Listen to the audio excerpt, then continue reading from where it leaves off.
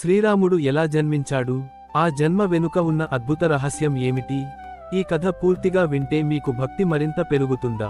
అయోధ్య అనే మహానగరంలో దశరథ మహారాజు పరిపాలన చాలా గొప్పగా ఉండేది. ప్రజలందరూ సంతోషంగా జీవించేవారు. కానీ దశరథుడికి ఒక పెద్ద బాధ ఉండేది. అది సంతానం లేకపోవడం. రాజ్యానికి వారసుడు లేకపోవడంతో అతను చాలా దుఃఖంగా ఉండేవాడు.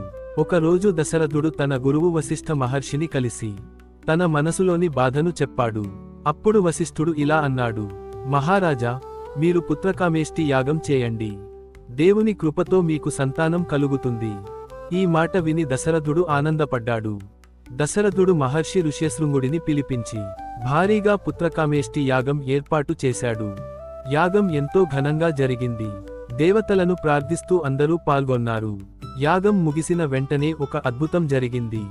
అగ్నిదేవుడు ప్రత్యక్షమయ్యాడు. అతను తన చేతిలో ఒక దివ్యమైన పాయసం పాత్రను తీసుకుని దశరథుడికి ఇచ్చి ఇలా అన్నాడు: ఈ పాయసాన్ని మీ భార్యలకు పంచండి.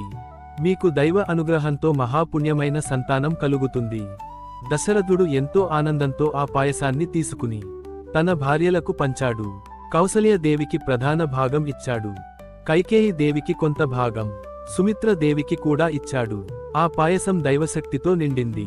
కొన్ని నెలల తరువాత అయోధ్యలో ఆనందోత్సవాలు ప్రారంభమయ్యాయి. కౌసల్య దేవికి శ్రీరాముడు జన్మించాడు. కైకేయి దేవికి భరతుడు జన్మించాడు. సుమిత్ర దేవికి లక్ష్మణుడు మరియు శత్రుఘ్నుడు జన్మించారు. అయోధ్య అంతా పండగలా మారిపోయింది. శ్రీరాముడు సాధారణ మనిషి కాదు. ఆయన మహావిష్ణువు అవతారం. రావణాసురుని సంహరించడానికి, ధర్మాన్ని స్థాపించడానికి భూమిపై జన్మించాడు.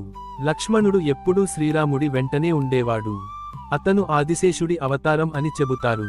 శ్రీరాముడు మనకు నేర్పేది ధర్మం, సత్యం, ప్రేమ, కర్తవ్యం. ఈ కథ మీకు నచ్చితే జై శ్రీరామ్ అని కామెంట్ చేయండి. లైక్ మరియు సబ్స్క్రైబ్ చేయండి. జై శ్రీరామ్.